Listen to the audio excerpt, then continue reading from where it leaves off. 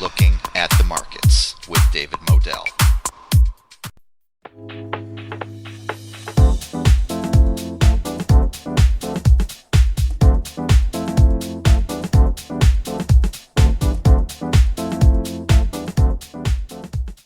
Hey everybody, and welcome to Looking at the Markets with David Modell. Today's topic for you guys, I know you're going to want to watch this whole presentation, the whole video from beginning to end, because we're going to talk about visualizing short-term price action with longer-term moving averages. We're talking about multiple time frame trading and investing. This is stuff that will take you from unprofitable or a beginner to hopefully more profitable or at least better educated. We're taking you to intermediate or advanced level here. This is so important no matter what level you're trading at. And my guest here today on Looking at the Markets, I'm David Modell, but you're going to be hearing from an expert in charting, somebody who is a repeat guest here on Looking at the Markets. He is Jake from TrendSpider.com. And if at any point you want to get a chart like the one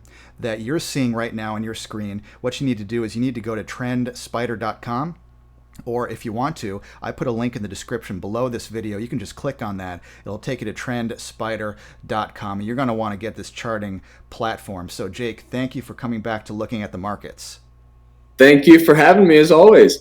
Yeah, so I'm super excited to learn more about combining or visualizing the short term with the longer term, the price action in the short term, combining that with longer term moving averages. And I think I see a couple of moving averages up there right now. So what are we looking at?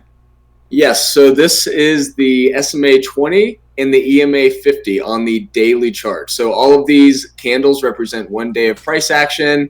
And you can see these are areas that the price respects pretty well, especially as the price breaks out. Notice at the end of August, the price action finally broke through this area, moved up, broke down, respected this area, and then continued down. But, once the price action breaks through these two areas, what's special about this area?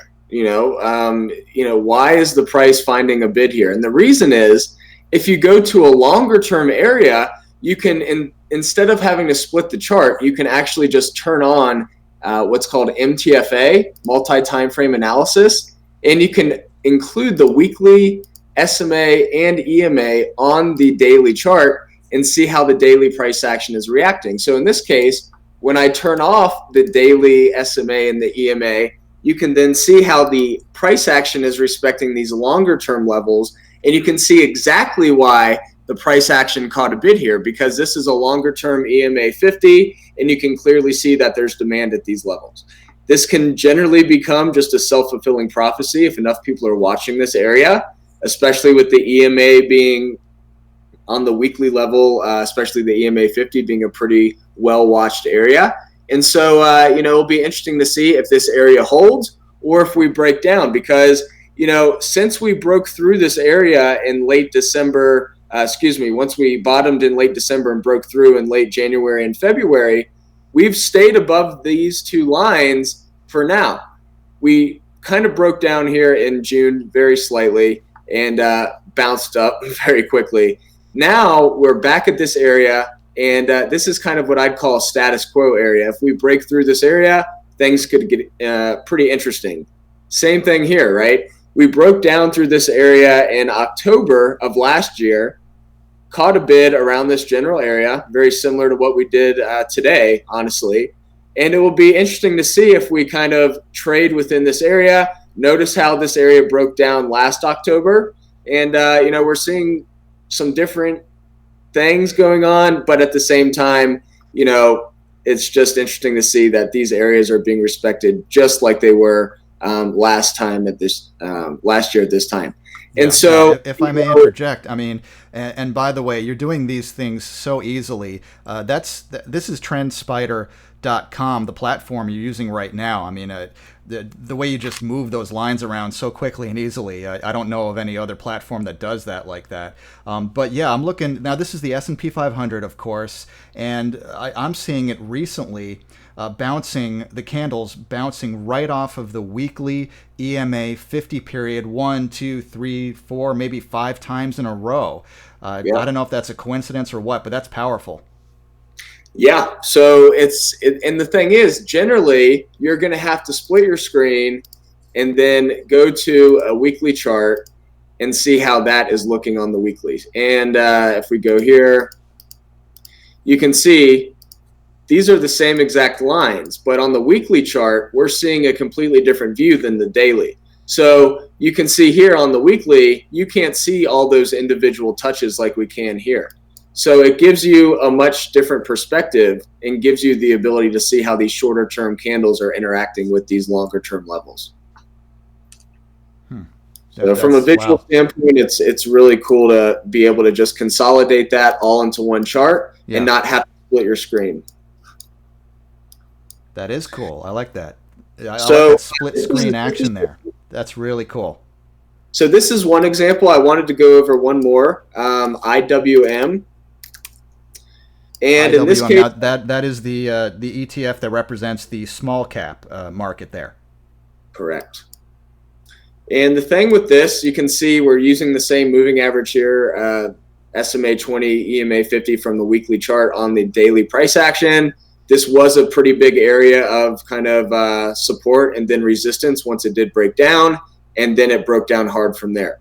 And you can see this channel, is connected. And, the question is what created this wick to create this trend line? It's kind of like what came first, the chicken or the egg?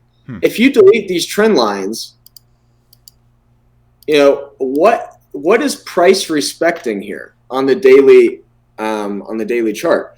If you overlay the weekly Bollinger Bands, you can actually see how lately the price action has really respected that on the bottom area here. Yeah. And even at the top, it's not exact, but what you can do is with the alerts, you can create a kind of margin of error around these areas, and you can increase or decrease the zone. So notice here when I increase it like this, you can capture these wicks and capture this price action without necessarily having to hit the top of that band.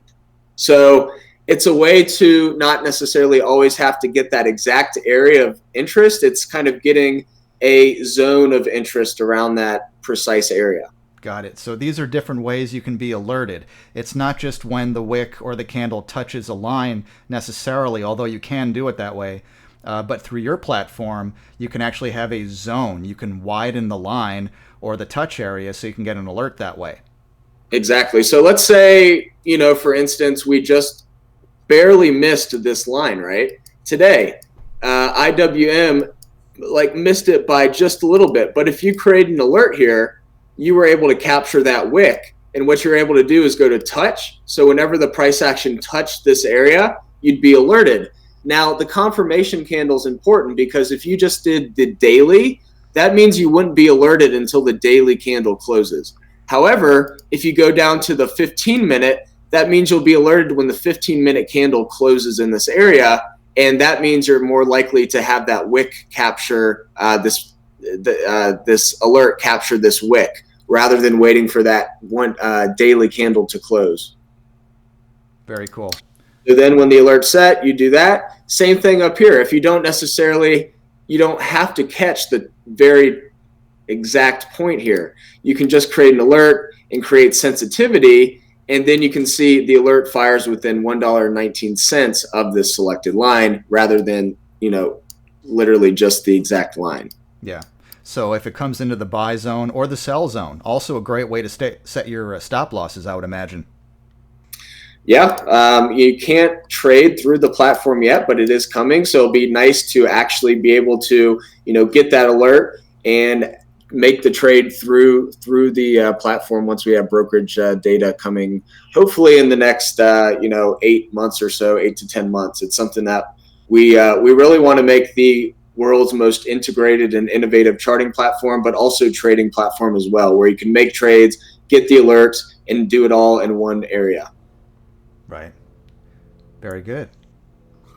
Cool. Yeah. What else you got for us?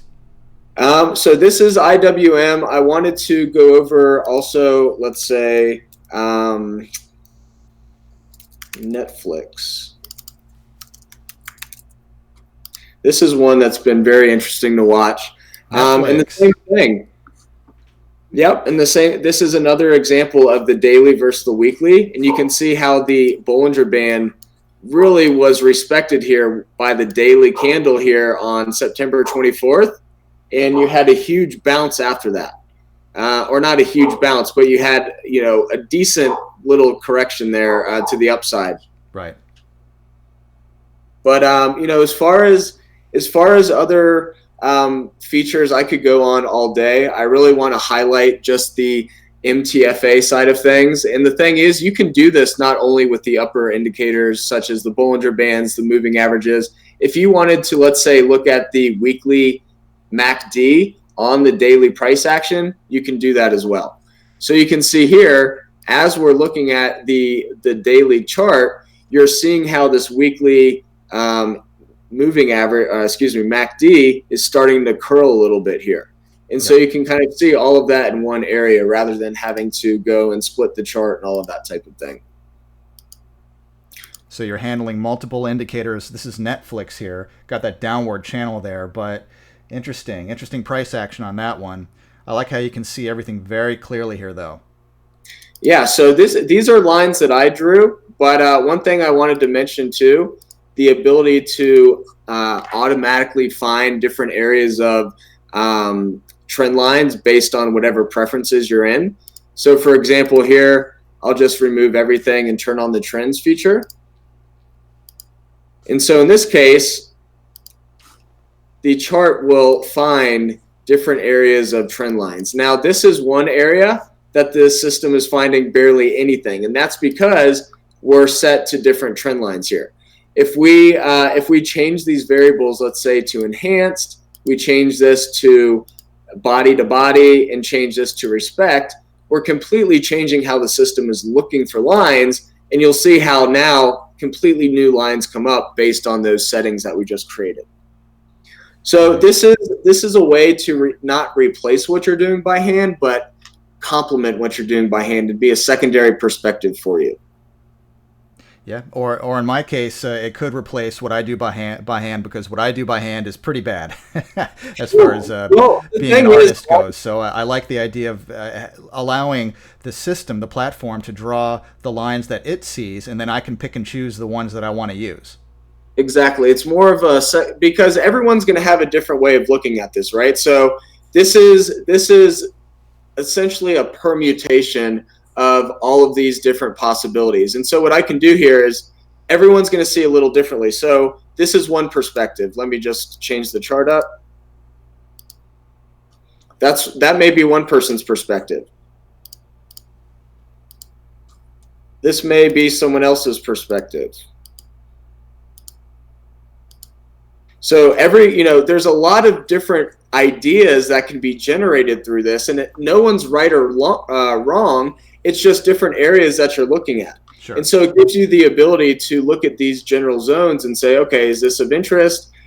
These blue lines are something that we call more of like a center of gravity line, where you can see how much price action is respecting this area. And I know you're a big fan of looking at trend lines that have a bunch of different points on them, which become more areas of interest because of how much interaction there is there. Exactly. The more data points, I think, the stronger, at least psychologically, the line is. So like that big blue line is a perfect example. Plenty of data points right through it. And it's not your traditional line that you may have thought of. It's something that the system is picking up as something that's very strong and shows the trend very strong. And you can see it's almost like a line of best fit where there's a lot of variation around that line, but the price action mean reverts back to this line a lot of the time. Yeah. Netflix keeps coming back to that line, and unfortunately the line is downward, at least for now. Yep, exactly. So, that's what this is aimed to do, is give everybody a perspective. And there's a lot of ways for people to have the system look for different areas of interest, and then you really still have the discretionary kind of side of it where you can go in and still make it your own. Very good. All right. Now, if people wanted to try out TrendSpider, I heard there's a free trial that people can go right to the website and check out. Yes, you can go to TrendSpider.com and just go to pricing, and you'll be able to check out all of the different areas or plans that you can choose from. And all of these come with a 7-day trial. So let's say that you start with the standard and you want to, go and then try out the premium within those 7 days. You can always switch to the premium and give that a try. So it's something that we can also extend, so you can always have a little more time, but we really want to make sure people enjoy it and find use and value in it before they commit to anything. Yeah, I mean, even the premium one is less than $1 a day. I mean, I think anybody can afford that. But I recommend checking out the Elite or even the Master plan. But the Elite is the most popular one. That's what a lot of people get. You get a bunch of goodies there. All the raindrops that we've talked about before, all the lines, all the tools. I think you guys are gonna love it. Do you mind if I do one quick example on the raindrops real quick? Sure, yeah.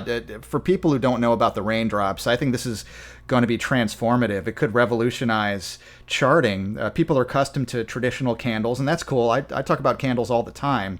But TrendSpider has this different type of, it's not even a traditional candlestick. It has so much more information, especially in terms of volume. I mean, Traditional candlesticks, they don't tell you anything about the volume throughout the day, or whatever period you're using, whereas raindrops give you much more information, and you're not going to find it anywhere else that I've seen. We could take a look at an example of that.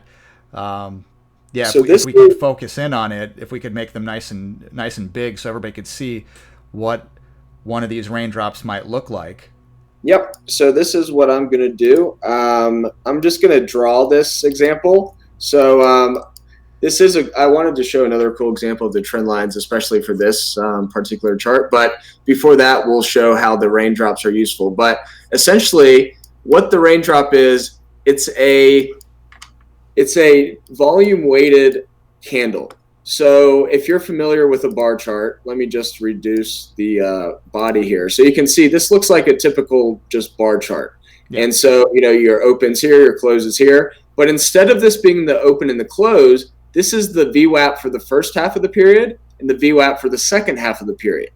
And so what you can see is, below this, kind of this underlying